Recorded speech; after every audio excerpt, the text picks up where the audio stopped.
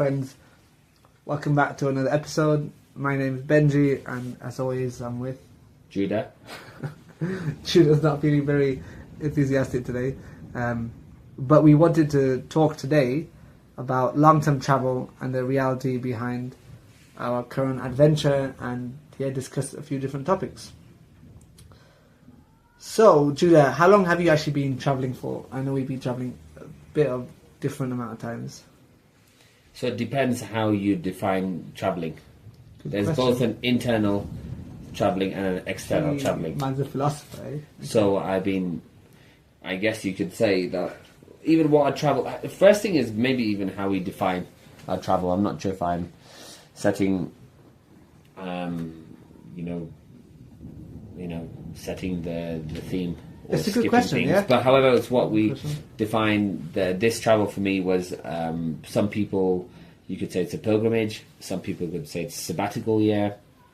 Some people can say it's a journey of rediscovering Dad and ourselves. But I've finished work in the end of March and April, and so basically the plan is to be away for 1 year from work. So I started my travels officially around the end of April 2024. Yeah, and I think today we want to discuss more about maybe more generic long-term travel, obviously with our experiences. But Judah's right, ours has a very specific purpose of wanting to go to specific regions with other motivations and maybe doing some cultural and historical work. But we also are firmly, within the camp of kind of long-term travelers and stuff to share that might be helpful for viewers or to listeners rather, and also of interest. So for me, I quit my job in February, and since March I was in Central America for 4 months. Back in the UK for a couple of months, and then now we're in East Africa for 4 months, and next year we'll be in India for about 3 to 4 months. So yeah, there's about kind of a year of travel. It's interspersed with being back in the UK, and that's actually something that I wanted to share that's helped us a lot. For me, going back to the UK every few months has made things a bit easier, because it means that I can touch base with friends and family and recollect myself, work a bit more if you need to. And we know people that have travelled long term constantly haven't come back for over a year, and the relationships back home were impacted. Obviously, in certain circumstances, it's not easy to come back home, but for us, we've been able to plan our locations in time to come back home. If there's background noise, there's a thunderstorm in Nairobi right now. So it's sunny, but it's raining super heavy. But that's where we are at the moment. Judah, I thought it'd be good to discuss how we actually got here, because one thing that we've had is, and interestingly, it mainly comes from rich Kenyans, but in talking to all our friends and people that we're speaking to, when we mention what we just mentioned, we're taking time off work, they always say, oh, so you must be rich then. I don't know if it's the fact that they're rich and kind of maybe in positions of authority, they're more direct. Maybe everyone's thinking that, but it always makes me chuckle when I see people with like 4 different maids every day come in and 5 different cars and living in luxury compared to UK standards and Kenyan standards, to assume that we must be very rich. It's like they can't contemplate the idea of taking time off work and travelling. And I do acknowledge it's a massive privilege that we can do that. For many of our friends in Kenya, it would be difficult. But yeah, I thought we could discuss, Judah, how we actually got here practically, and maybe whether you think that myth is justified of being you need to be a rich traveller. So I think we've definitely realised that we're blessed with passport. Yes, passport privilege. So even someone like Kenyans, we know, have tried to get to the US for example, for a wedding. Like, they're just having to wait a super long time to be able to go. Whereas actually, I know for Benji and I, we could just the day before think we're going to go to the US, and then we could easily stay there for 90 days, which with like a electronic visa basically. And so I think there is something of we're a rich country traveler, you could say. Yeah. Because we are coming from a richer country, which has allowed us to make most of our leveraging our education. Mm-hmm. But in terms of how we got here, you could say that we, Benji and I lived with our older brother for a number of years. So we, metaphorically, you could say we're living with our parents. And so when you're able to live with family, you're able to save costs. But actually, it costs in different ways. We've not had the same level of independence, Mm-hmm. which other people might have who live away from family. But that's allowed us to save costs.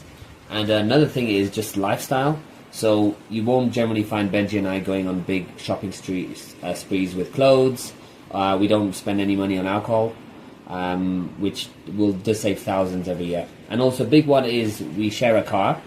And it's a small car that's 4-seaters that does have lots of problems, and one of my friends always laughs at me with having that small car, and however what I have to kind of explain sometimes is how much the insurance and it costs to run the car with fuel would cost thousands, at least probably 3,000 to 5,000 a year minimum.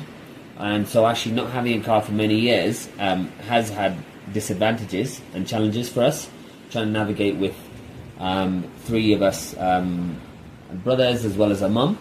But actually all these different things have allowed us to be able to save up money incrementally, Mm-hmm. whilst for us we decide optionally to give money towards our church.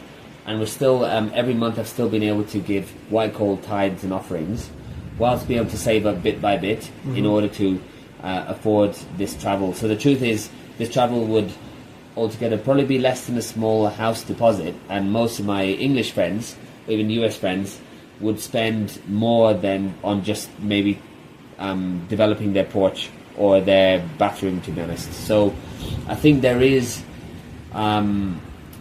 there's various aspects, but we've had to, you could say we've had to slum it in some aspects. We also live in an area in England which is in the top 1% of most deprived areas, and that's reflected in the challenges of living there sometimes. There's been some great things living there, but challenges.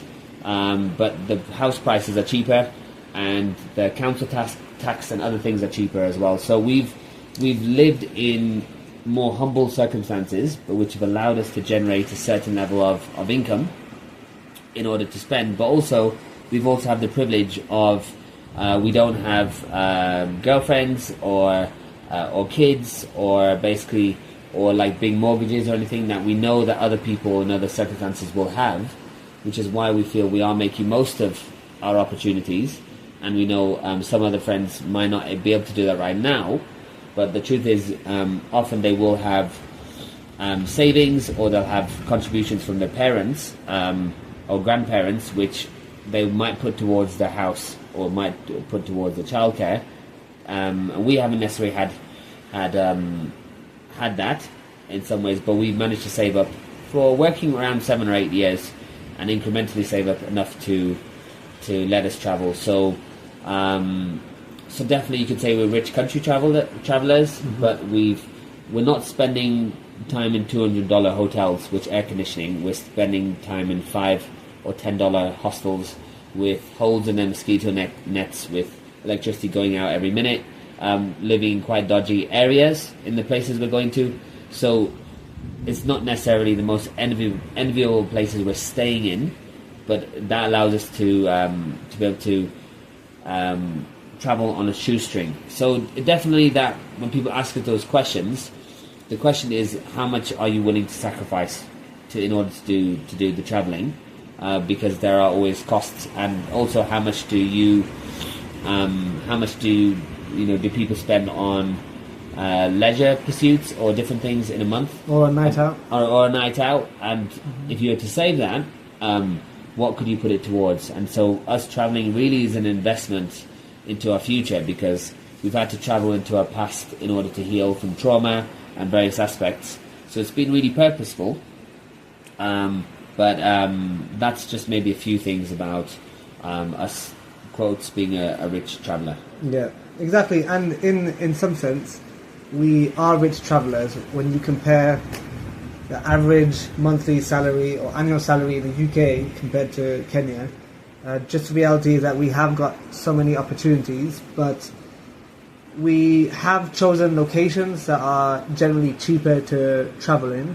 And just like Judah said, it's the equivalent of a very kind of small house deposit that we initially saved up, that it's not kind of unfeasible for many professional people to do in England.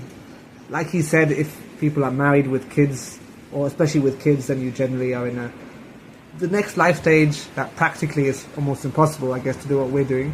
And we're doing, I guess, backpacking, or we go in between backpacking and other forms of traveling. But before, like, I have to admit, before traveling, it was a desire of mine for the last few years, but I was very scared to quit my job, a job I really enjoyed that gave me security, and to come traveling. And despite everyone except Simeon, my older brother, being supportive of my idea of kind of traveling, it still was very difficult. And but I guess if you want to do certain things in life, you do have to step out and do things that take courage.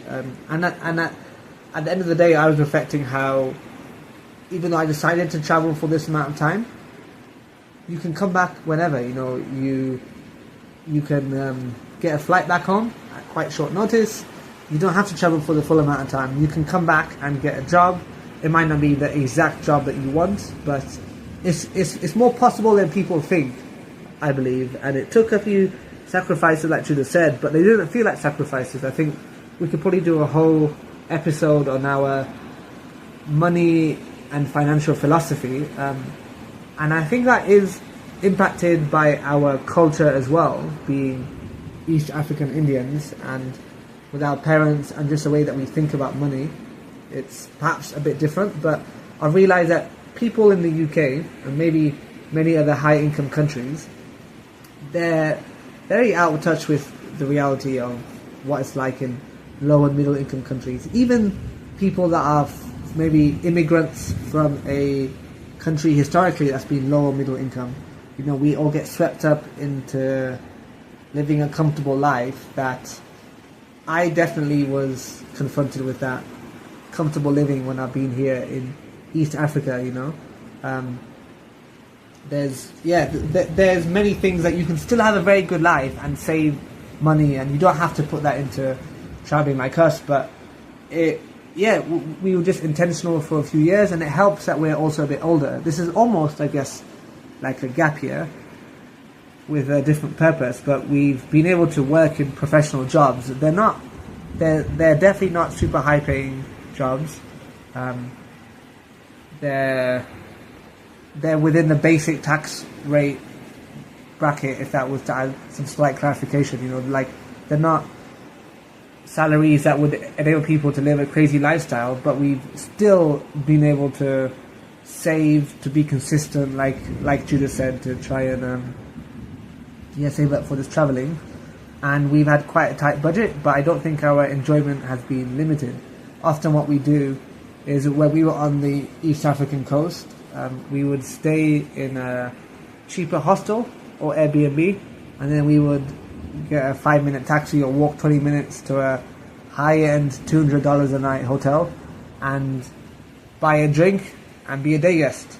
And so we can live the high life a little bit.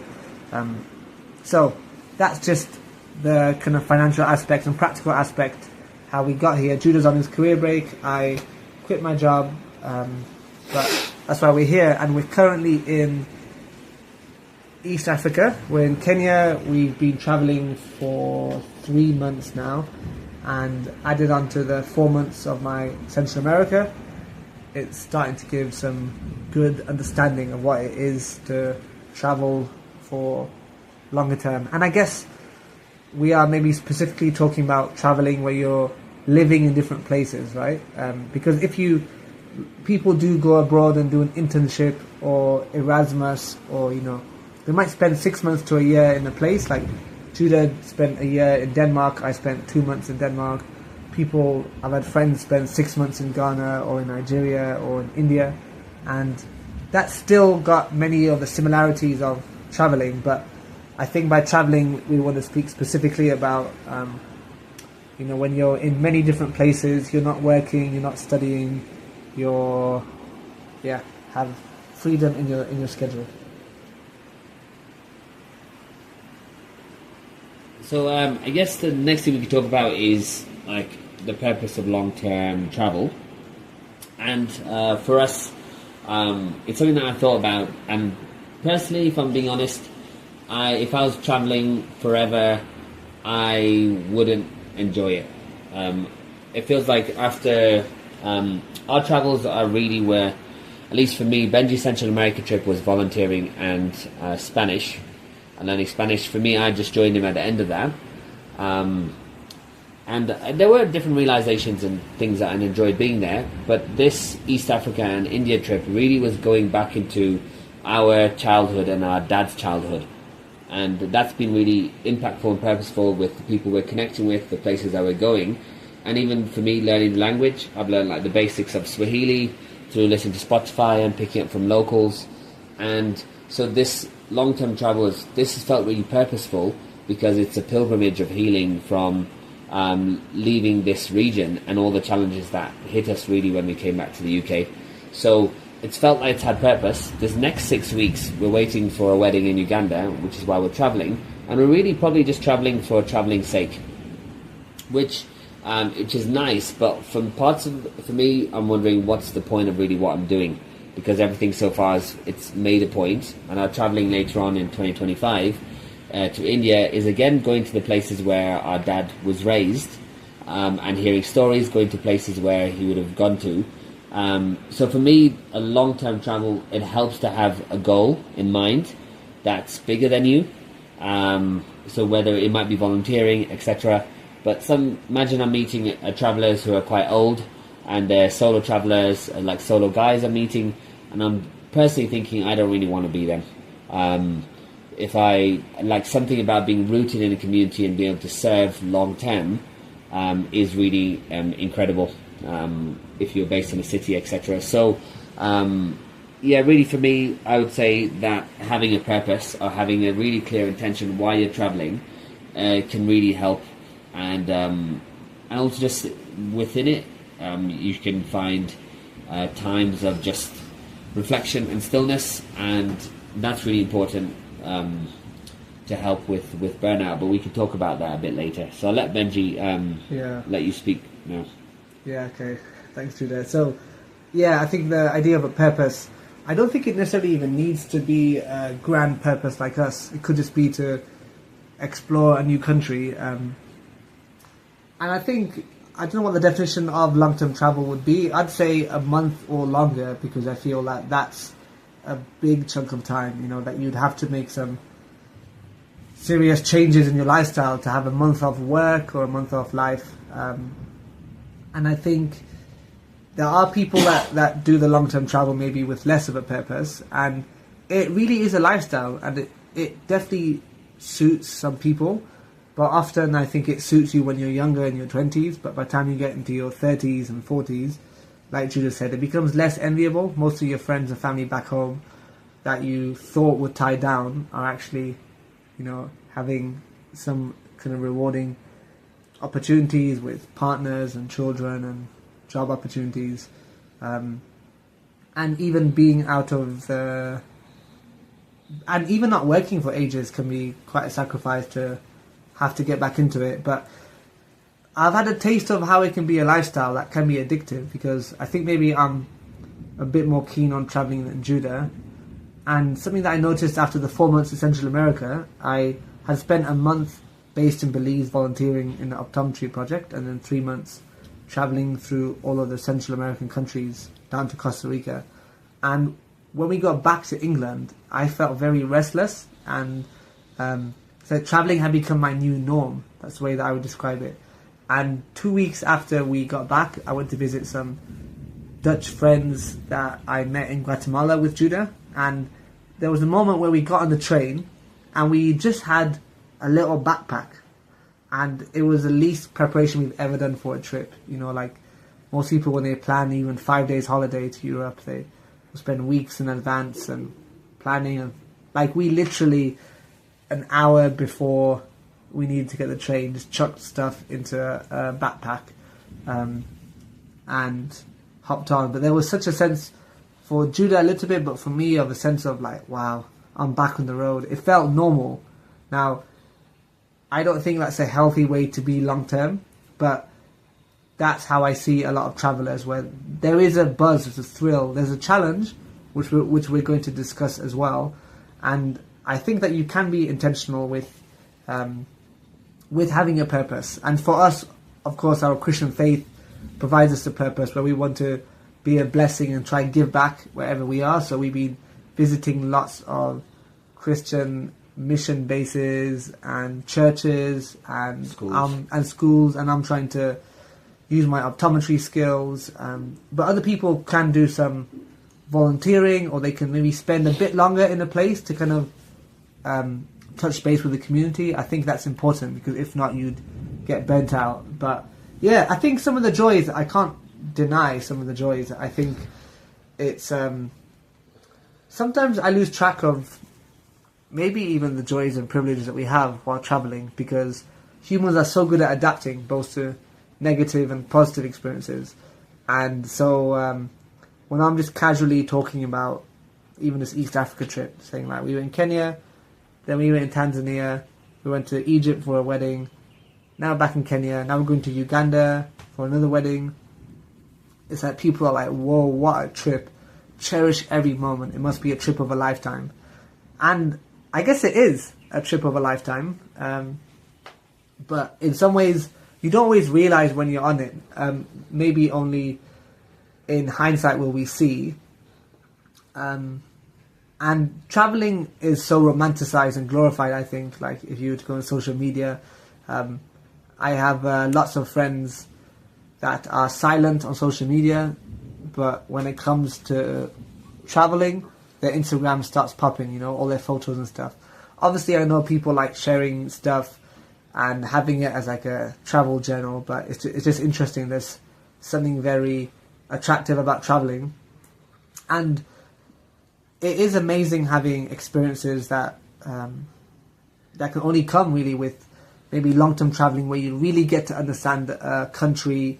You know, Judah's learning a bit of the language, trying the food, and that's something that I've really enjoyed, the kind of opportunity to get to know a country, and also where you can relax and not have to rush as much.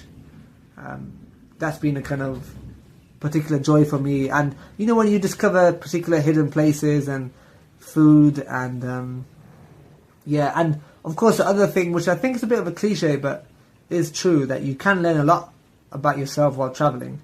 You know, the challenges that we'll discuss after, they force you to grow and to learn life lessons and be in unfamiliar places, and then you start to have joys for things that are just normal back in England. Like for Judah and I now, a hot shower is a joy. And there was a very funny moment in Costa Rica where we'd been backpacking through Nicaragua and Costa Rica for a month, and we got to a Christian base towards the end of our trip. And laundry is always a pain, to be honest, where if you pack light, which we have done in a backpack, you have maybe a week's worth of clothes. And I mean, there's only so many times that you can turn your underwear inside out. That's a joke. We've only done that a couple of times, but you know, you don't want to keep reusing due to hygiene and stuff. And you often have to like maybe negotiate or find someone that does laundry or do hand washing yourself. That's just a bit of a pain. But in the Christian base in Costa Rica, in Heredia, we asked the man, I think his name was Rich, like, you know, we have some laundry to do. And he's like, oh yeah, great, I'll show you where it is. And it was like modern Western style washing machines, and it was free to use. And Judah and I we just went next door, and we were very happy. Like, probably the same joy I have sometimes when Liverpool beat Manchester United at Old Trafford. You know, like that kind of like, wow, this is very fun. And that was literally just having free laundry in a normal washing machine, right? So that's the funny thing about the joys of traveling. And of course the nature and there's many things in our local home environments and countries that are amazing. I've come to appreciate the UK much more while actually being away, but your eyes are open to new experiences because, you know, all that novelty and, you know, like another recent really special day we had was in Tanzania, in Bomangombe. There's a place called Chemka Hot Springs, and it cost maybe about $3 to enter for the day. Kind of like lukewarm water, but in very picturesque. There's a rope swing, you know, you can just dive off. It's sunny outside. So it's simple. It's not a crazy, massive thing, but just like a small thing where you're in nature, where we were with a friend. It felt like an adventure with Judah, going through a village, two of us on the back of a Boda Boda motorbike, you know, little things like that I've really appreciated both in Central America and East Africa, kind of travelling a bit like a local, you know, trying to figure stuff out, getting on buses, getting on motorbikes, having that sense of adventure. That's been one of my joys for travelling. Well, and I guess I can share more about some challenges of travelling, just because I think you covered a lot of things that I'd say. Yeah. I guess the first thing is, how do you like balancing rest with exploration? So there's often that pressure of make the most or savor every single moment. But the truth is, when you imagine you see you see all these safaris and you're thinking, oh, I can't wait if I'm actually there. But when you actually get there, maybe you're completely exhausted, you're knackered, you're waking up at 5 a.m. So you're really just sleepy and tired and worn out. So the realization is, when you physically have to carry yourself to get to the destination, you've got to deal with all the challenges of your physical body. And that's been a big thing of how do we, there's that, you know, the pressure of making most of every opportunity, but actually, like the last few days, Benji and I are in Nairobi, and we're so low in energy that today we've just stayed at home, and that's been absolutely perfect. So it's building in rest days, because if you don't, what will happen is when you get home, and you'll find it as well for yourself, you come back from holiday and you're super tired. Yep. And you need to then have a holiday from the holiday. So we've just come back to Nairobi after 6 weeks in Tanzania, and Nairobi, we've got a good base, we've got hot showers, and suddenly Benji's and I's bodies have just completely crashed. And so there's always the challenges of moving every 2 or 3 days, having to have eyes on the back of our head to make sure we're not cheated or conned or unsafe, like all that constant surveillance and poor sleeping because of the hostels we were in, etc., has meant that it's been there's been a challenge of saying, how can I just enjoy this place whilst also building in some space to just breathe, because if I keep going on non-stop, I will just burn out.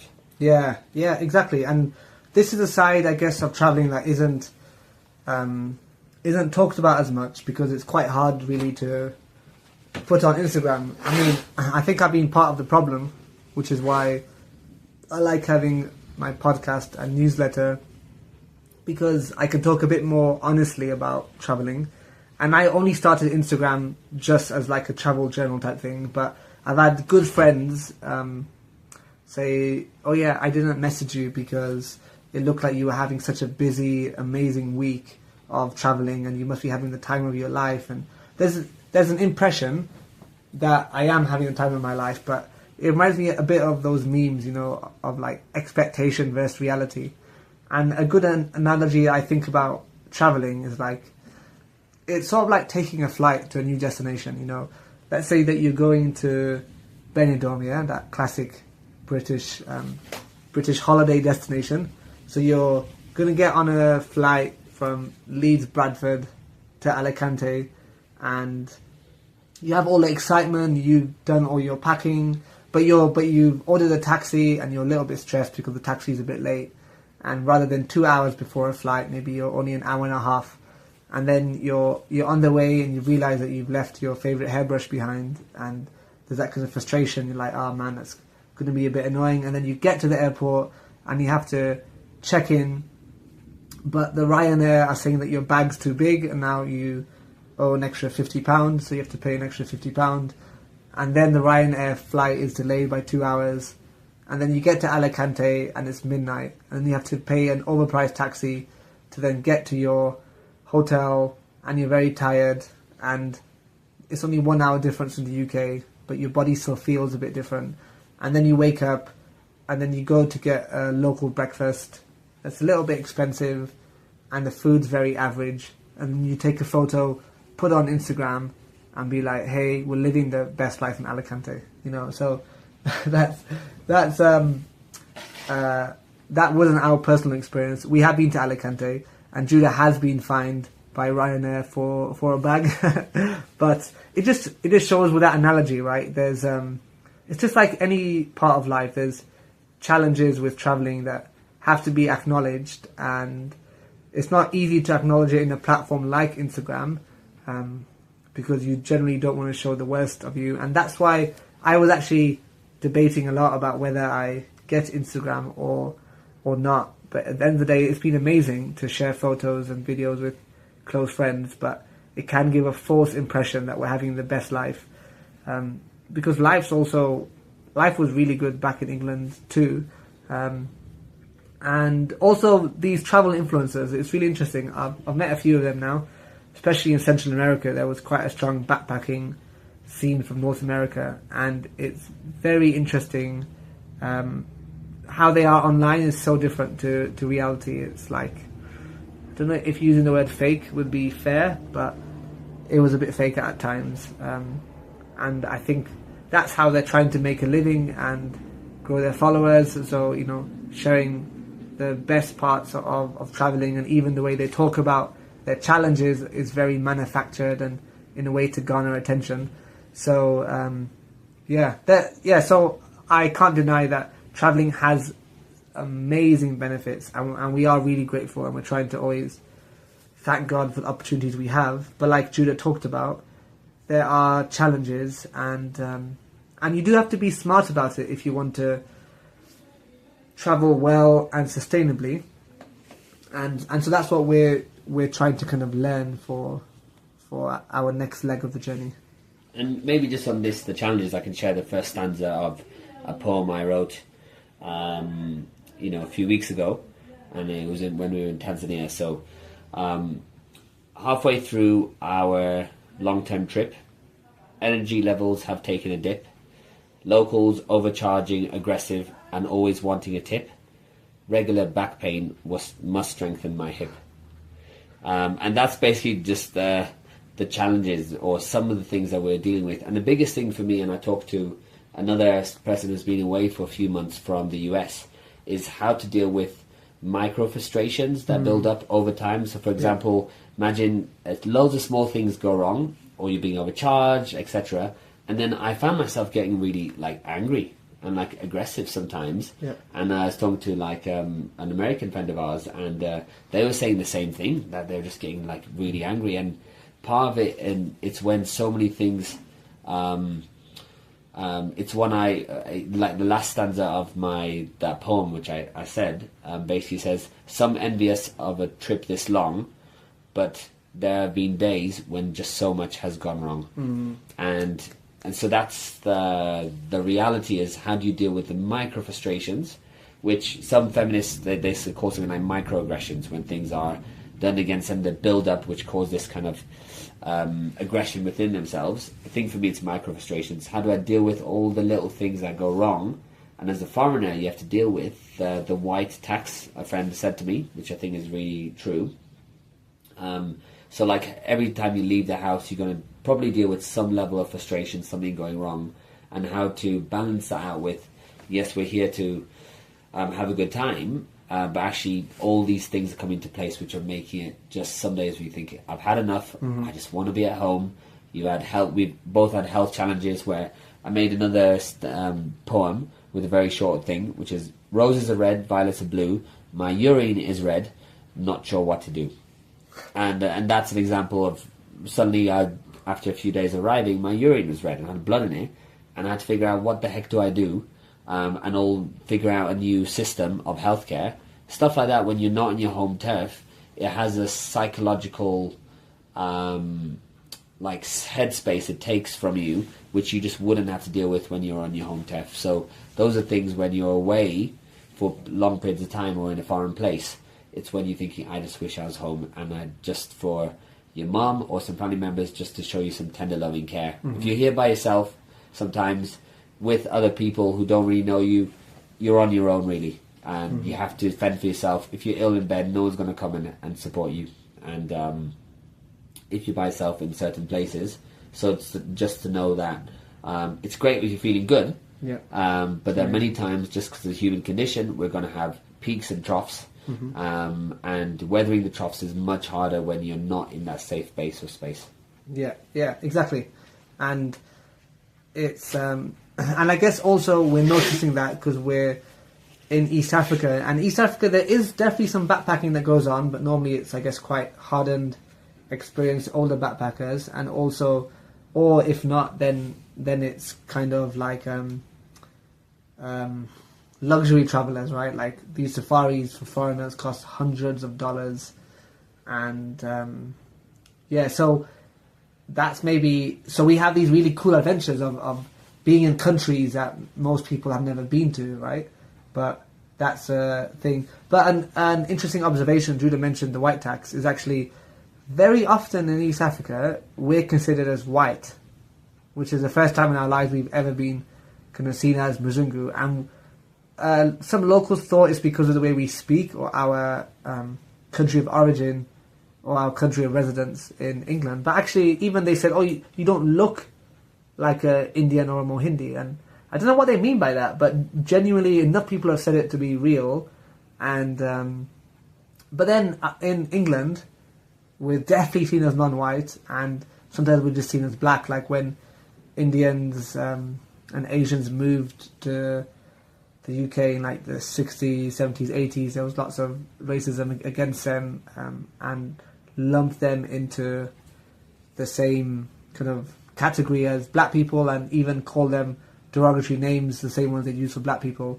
And I remember when I was living in Hull, actually, then people thought I was black as well. Like they would call me a black person. So that's been a very random and interesting insight, and that could be a whole new episode, right? Like we talked a bit about cultural identity ourselves, but while traveling, and I'm sure we'll continue to grow that. But yeah, that's some of our reflections. It's been interesting because we've had lots of friends that have said that they're very kind of envious or jealous of our trip, and that's always interesting. I never know how to respond with that. It's like, oh yeah, thank you for being envious of something that I'm doing that you respect, or you know, do I tell them don't be envious because your life's actually really cool? So I think I've gone more for the second option, which is like, oh, actually, you know, you have many blessings. But that's been interesting, the kind of impression people think that we are having an amazing time. But I think people can be unfairly dismissive of their life circumstances. And in our immediate circle, most of our friends, my friends I live with in Leeds, they're older than me.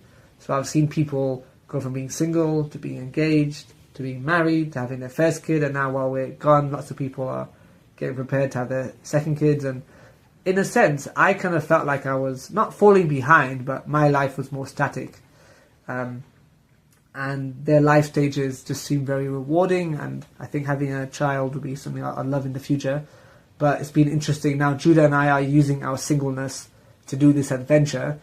Our friends that we saw as kind of moving ahead of us now are almost seeing our journey as like, whoa, that's so amazing. I can't even imagine. I'm slightly envious of the traveling.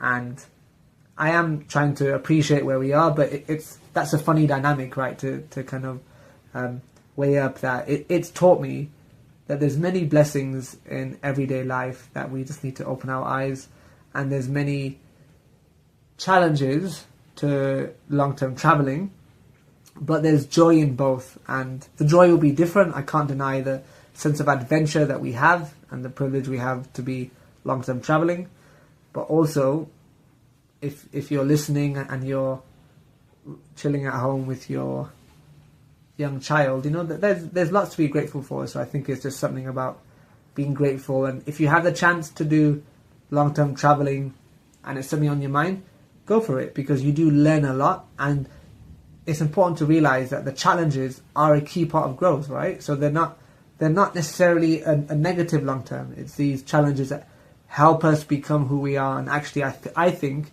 that's one of the big benefits of traveling. It's not the Instagram perfect filtered pictures. It's overcoming the challenges, intermingle with the joys that help you become, I guess, a more well-rounded individual. Yeah, and just to end, I guess a few, tips are, if there's something, if you're interested in long-term travel, it'll depend on your circumstances, but really finding on your own balance would be helpful. So think about balancing excitement, also with rest, and doing what you can to find purpose in each part of the journey. And so looking what opportunities are there, and also, the important thing is, funding and various different things. What are you willing right now to sacrifice in order to go traveling? So that might mean say goodbye to your special, extremely expensive coffee sachets that you use every day, or various different things that you really like, which have become comforts, have become necessities.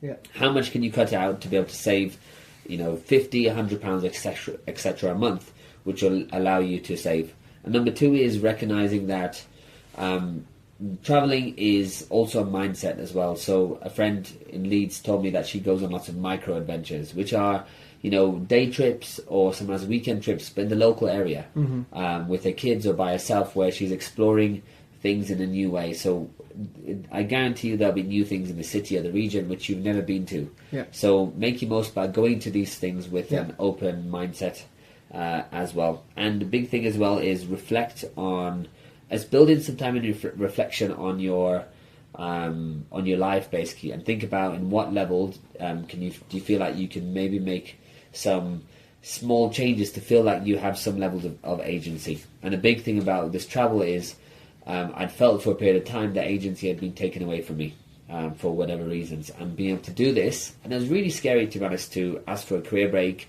and get it granted, but the process of that was super scary. Just being saying, wow, I can't believe I'm saying no to a paid role for a period of time, and the instability that comes from that. But it's saying, what in the future, what will future me, what will they benefit most from doing now? Yeah. And to do the things now that are going to help you in the future. If you think, I don't know what's the even point of living, or what's the point of doing all these things, think about the future version of you and how they're going to benefit from the small decisions that you make from today. Exactly. Yeah, and just like you just said, it doesn't need to be long-term traveling, but having some of that mindset is good. And thanks again for listening. Please, follow the show so you can see future episodes. Let us know any comments. We mainly just wanted to do this podcast to record our thoughts and share it with friends and family. But please feel free to share it with anyone that you think might be interested. I'd love to do this properly, in a sense, to have a proper microphone and a quiet environment. But just like traveling, there's lots of imperfections.